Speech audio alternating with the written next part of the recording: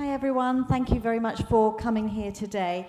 Inclusivity and accessibility is something that I personally feel very passionate about, and I was really happy when Jenny asked me to chair this discussion. But when she said the subject was language, I thought, goodness, language? Something so basic? Are we still talking about language in 2025? It kind of feels like we're still batting from home base, but of course words do matter. And the question is, why? And I'm really delighted to be joined by some fierce advocates as Eric, Debbie, and also Anton. Anton, who works in communication, so knows all about words and language. I'd like to start with you, Eric, if I may. Why is language so important in this context? Okay, first of all, good morning. I'm retired now and waking up so early in the morning and putting on my jacket feels a little bit strange to me right now. But anyway. Language is very, as far as disability is concerned, is very important because it has the power to include or exclude, and it can either reinforce negative stereotypes or it can challenge them. So as a disabled person, I can assure everyone here that living as a disabled person all these years, I'm an old man now, and hearing all these negative stereotypes literally thrown at me around the community does have an enormous impact in your life. And that can change, in fact, it can actually make or break a person. So it's highly, highly important that we concentrate on the right way to include everybody. And in this world of awareness and technology, are you still having those negative words and attitudes? Are you still hearing those every day? Absolutely, absolutely.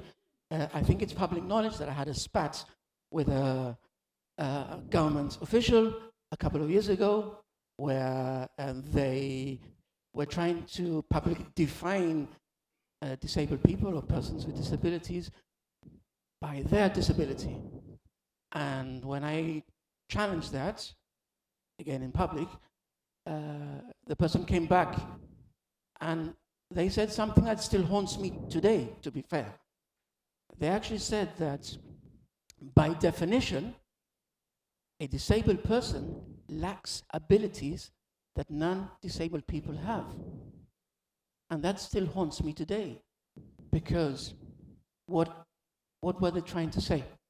That I am a lesser being than you, for example, or than Anton, or anybody here in this room that does not have a disability. So it's not just the words, it's the Absolutely attitudes not. you convey behind those This words. is not about being a political correct. This is the intention and the way that words are used to either define or to encapsulate you in a particular model, which you are not. Okay, Debbie. Yeah. I know you're in pain today, so very grateful that you've managed to come here. Thank you. What's your view on why language is important? Well, I mean, it's exactly like Eric says. You know, you can't define people by their disability. And, you know, there are words that people used to use for certain disabilities. Unfortunately, some of those words today are used by the younger generation as insults, because I don't think they understand the history of what those words are. You know, and the way I look at it is, a disabled person is just a person. So there should be no different way you talk to them or talk about them as you would do somebody without a disability. Anton?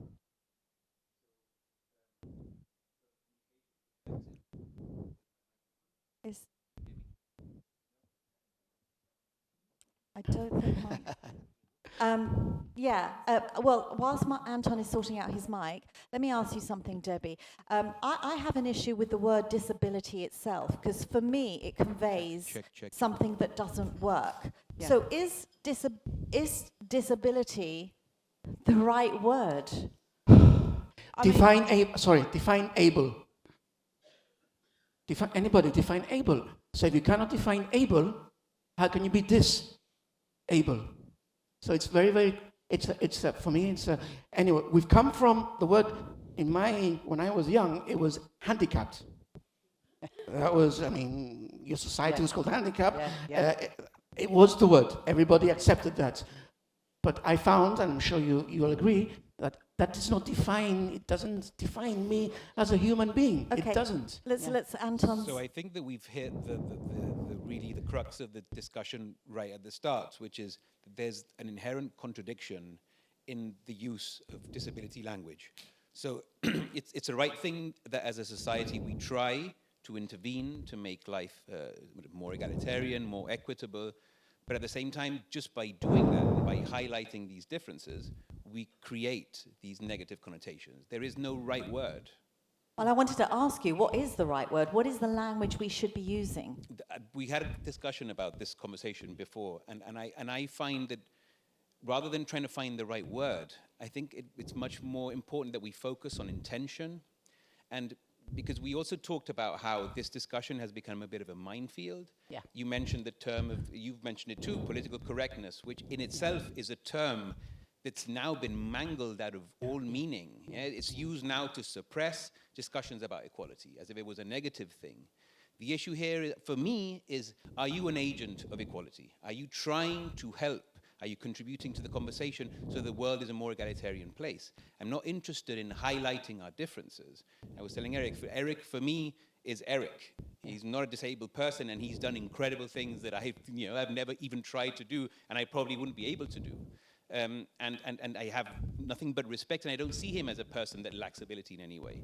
So I think that we should focus much more on intention than on the actual words, because I'm constantly trying to get people in government communications, especially when they're talking to a broad audience, to use simple language, to step away from the acronyms and the technical jargon so that people can communicate.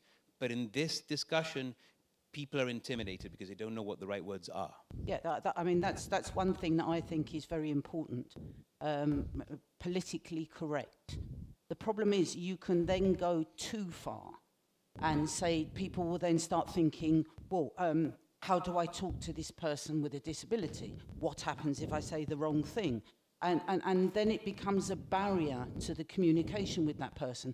I mean, Eric and my son Benji obviously are wheelchair users, and it's when people say, shall we go for a walk? And then you suddenly see this light bulb moment, oh my God, I've said walk to this person that doesn't walk. You know, get over that. They are people. Just talk to them as you would do anybody else. Yep. The problem here, I've always thought that they see the chair, in Benji's and my case. Yeah. They see the chair, they don't see the person, or rather they see the chair first, and then they see the person. And in all my talks, everywhere I go, the first question I ask is, what was the first thing that you saw when you met me or I came into the room? And inevitably, 9 out of 10 will say, your chair. And that is the problem here. People are seeing that with a medical eyes on rather than with a social eyes on. We're all individuals here. We're all human beings. We're all exactly the same. And yet we're all different. But that's the beauty of this. Now, like Debbie said, I ran the London Marathon, but I didn't run with my legs. I ran on a chair, on a wheelchair. Right? But I ran the London Marathon. Okay? When I go on a Sunday walk with my wife, I go for a walk. I don't for a push. I know we say a push or whatever, but I go for a walk and so on and so on. So let's move away from this minefield and treat me, and I'm now talking about personally, treat me as an individual. Treat me as with the respect that you should treat me with. You wouldn't necessarily be offended if someone says to you, oh, let's go for a walk. Absolutely not. Absolutely not. That's what I mean. I mean, the problem then becomes that when you start talking about politically correct, it then becomes a problem for the people who are not disabled because they're trying to be politically correct. Yeah. I mean, one of the things that Benji told me when he went to university, the way he got over things was he'd go into a room of people he'd never met and he'd say, hi, I'm the token wheelchair user. That's it. I've got it out of the way now. You know I'm in a wheelchair. Don't worry about it. Let's just carry on. I'm Benji, you know. And I think we are creating minefields if we go too far. I mean, obviously there are words that are not acceptable. You know, you cannot. It's like going up to somebody and oh, you're having trouble, and pushing someone in a wheelchair. No, you don't just go up to somebody and help them up a step. You know, you've got to speak to people. Speak to them like they're just a human being, because that's exactly what they are. That's what we all are. Is language a generational thing as well? Do we view perhaps the older generation more adamant to stick into a language that they're sort of used to. I Yes. mean, you mentioned a spat that you had with a minister. Look, let's put it out there. A minister made comments that the Disability Society found very offensive, and you asked Yes. for an apology. And the comments were surrounding the employment of persons with disability. And that caused offence. Now, was that a generational thing? Is that a language thing? What is that? I think it is, yeah. I mean, when we do Flag Day, we get a lot of the older generation. Hi, well, they say, what's it for? You say for the disabled, we raise money for people with disability. Yeah? Disability.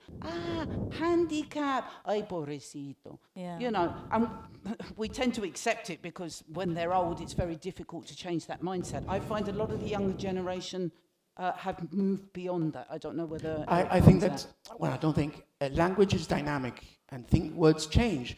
The word handicapped was a word that was accepted, and then obviously disabled people were saying, hang on a minute, this is not right. In fact, I think it actually comes from the Victorian age, where people came back from wars who had, I don't know, issues, and they didn't have anywhere to live and so on, and they were sitting in a corner with a hand in cap asking, begging for money, and that is where the word handicapped comes from, and that does not define any single one of us. In my youth, there were words that were used to describe persons with different disabilities, which are absolutely horrendous, and I can still hear those words used in a very derogative way today. Yeah. Today, Well, Kids it use still them as happens. insults. Yeah, But yeah. language is dynamic and things change. In fact, SNAG, 5 years ago, we started the Supported Needs Action Group. The Special Needs Action Group. Special is not a word that is And that's should be changed. considered It's, as, exactly. I mean, we good. actually sat down and we changed. many years ago with the then Minister of Justice, Mr. Feetham. And one of the laws, which was actually horrendous, was that you couldn't have relations with a defective woman. You know, this is why we had to go into, I mean, it just goes back so many years that you have to go through everything and say, this word is not acceptable. But it's not, you're trying to be politically correct. It's just a wrong word. A woman is not defective. A woman might have a disability, a learning disability, a physical disability. Doesn't mean she's defective. Language is obviously very important, and it comes from the top as well, doesn't it, Anton? It's so important to make sure that the right language is being used. So tell me, what's your role in that? I mean, what I think we're seeing in this conversation is that actually this language should come from the bottom. And I think it should be really defined by people with real skin in the game, the people who really experience what it means to be subjected to this kind of treatment. So as a person who represents sort of the communications policy of the government, what I'm here to do is to listen, what I'm here to do is learn and just give a little bit of a contribution. And I think it's useful to say that words not only define the world, but they're also sort of connected to the world that we live in. They're rooted in what happens in the society that we live in now. And I think that something that's also changed, and this is, I think, the generational thing, is also the emotion and the ideas that are connected to the issues of disability. I think that the older generation come from a place of compassion, which is not necessarily a negative emotion, but this is not how people who are in this space want to define themselves. They don't want compassion. They want an understanding of the reality of their lives that allows people to treat them with the same respect and treat them the same as everybody else. So, Sorry, I just want to say as well, I think also what has changed a lot with the language and the understanding is the fact that disabled people are now integrated in community. Because with the older generation, a lot of disabled people were never seen outside their house. I never felt growing They never up. went to mainstream school. They never joined in activities. So I think that's where it comes from with the older generation. Now language has changed because a lot of kids with disabilities are now in mainstream school. Everybody's out and about doing what everybody else does. So that has also initiated a change. I never felt I was part of the community when I was growing up. I had to make the effort to join a community that was a little bit alien to me because of access, of legislation, of education, of everything that was missing within the community. But we, unfortunately, and I have to say this, we're all normalizing, things are changing, to be honest, but we're normalizing that this sector of our community, because we are part of the community, is not fully integrated. You know what I mean? And that normalization has an enormous impact in our lives. Yeah, and language drives change. Absolutely, Language influences attitudes. Absolutely. So what I want to ask you is, we've talked a lot about the negative types of language and the impacts that they have on people and on society. What I want to ask you is, let's focus on what is the right language. What is the messages that we should be putting out there? You talked about wanting to be viewed as a person and beyond the disability, but wider society also has a role in that, don't they? In accepting you. Totally. We're talking about organizations, we're talking about the government, we're talking about people accepting that persons with disabilities are capable of doing so much, and if you look beyond that disability. But is that messaging getting through? I don't know if it's getting through or not. Things are changing, so there must be a little bit of a movement going on somewhere. And I take a lot of comfort in what the minister said in his last words. This is not a favor, this is your right. Yeah. And that is a massive change, because like Debbie said before, the older generation is el pobrecito, the emotions, like Anton said, no? And this is not about favors. This is not about begging and pleading. This is about your rights as a human being. Don't say, as a human being, right? Just imagine that, forget persons with disabilities, disability people, I don't care what, I don't mind being called a disabled person or a person with disability. I don't care. I'm okay with my disability. I don't have a problem with that, yeah? I don't like being called handicapped, because what handicaps me is the built environment and bad attitudes. That is what handicaps me. But I'm not a handicapped person. And I've forgotten what I was going to say. Anyway, what's important is that imagine another minority group and telling the community via, say, the government, telling that community that, you know what, because you're part of this community, you're not so important. You're less than the rest. Today is a hate crime.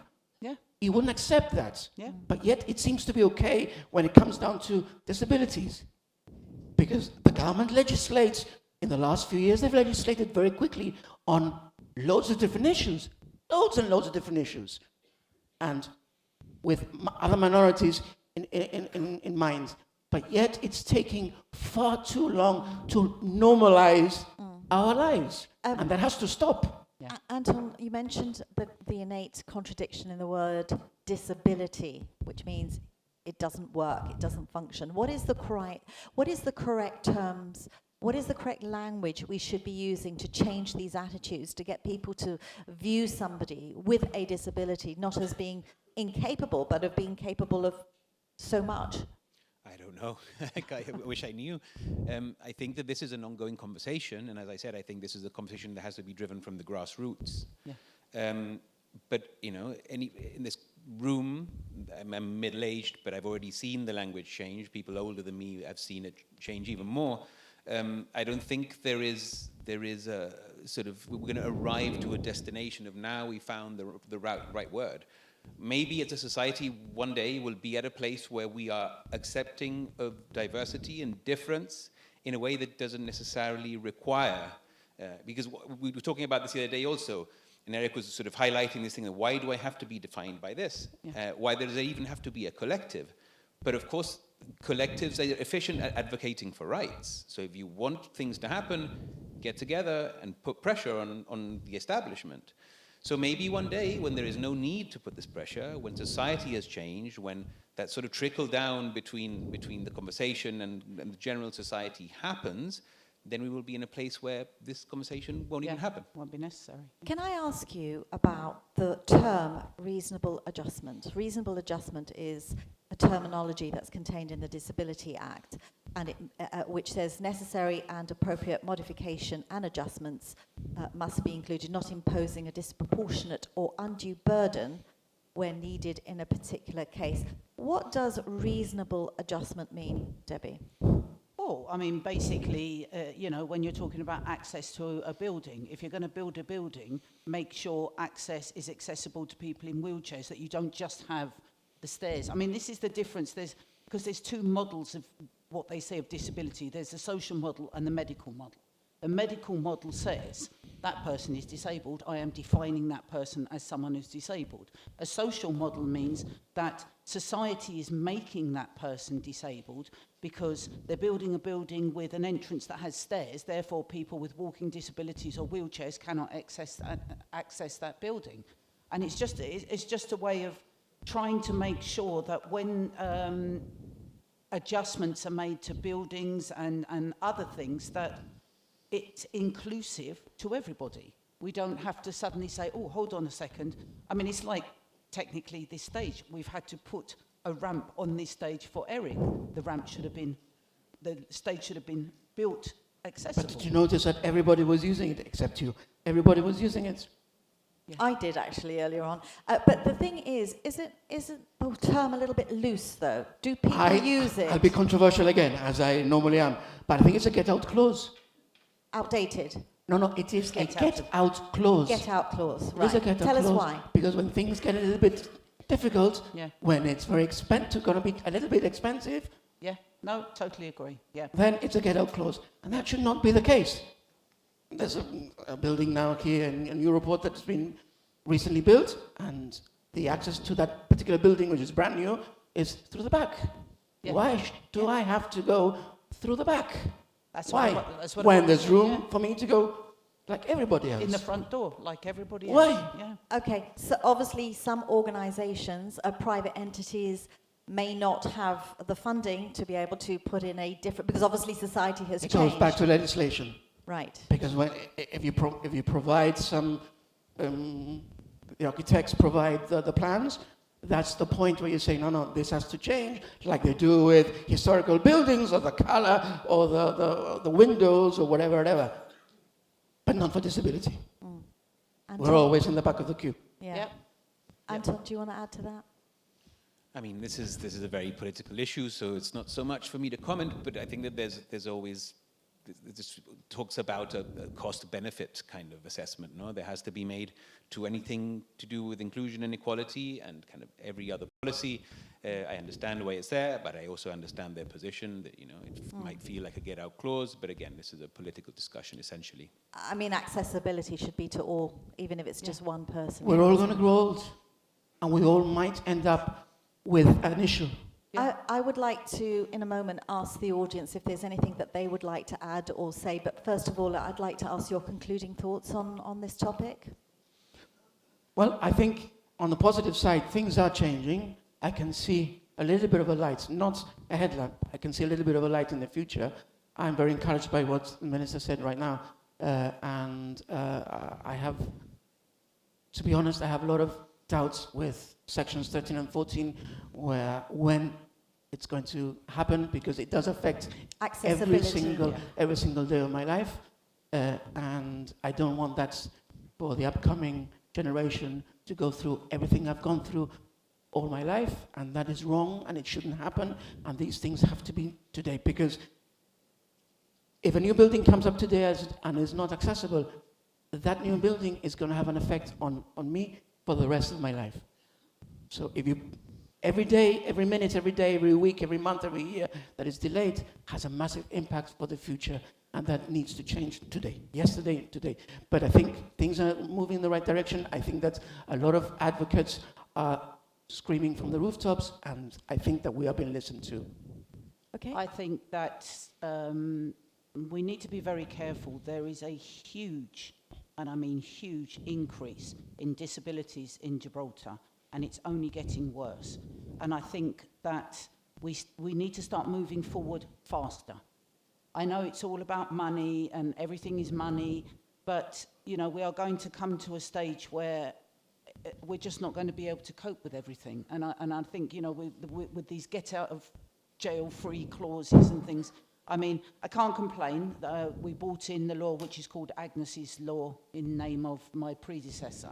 So that was a step, but we have got so many more bigger steps to do, and I think we need to start moving faster, because like I say, the amount of disabilities in Gibraltar is just getting faster and faster, and we need to try and keep up with this. Okay, Anton?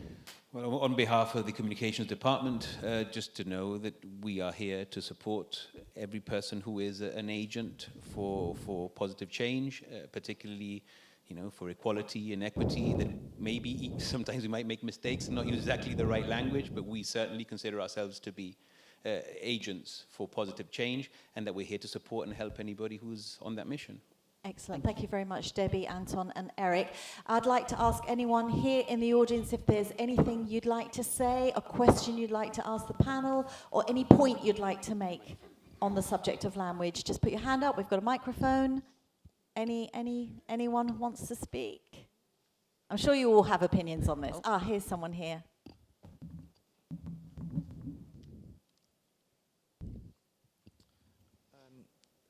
So I'm someone who's had a disability all my life, and in my opinion, I think the word disability needs to change, because I think as human beings we all have different abilities, so we need to focus more on that rather than disability, because an ability to someone is a disability to someone else. So we all have our strengths and weaknesses, and that also includes those who are perceived to have disabilities. Thank you very much. Excellent point, and one I'm sure many people agree with. Thank you very much for that. The word disability conveys perhaps the wrong impression of persons who have so much other abilities. Thank you very much. Anyone else? Well, thank you very much for listening, and thank you very much to the panel. Thank you, Jenny, as Thank well you for for having me. having Thank us. you. Thank you. Thank you.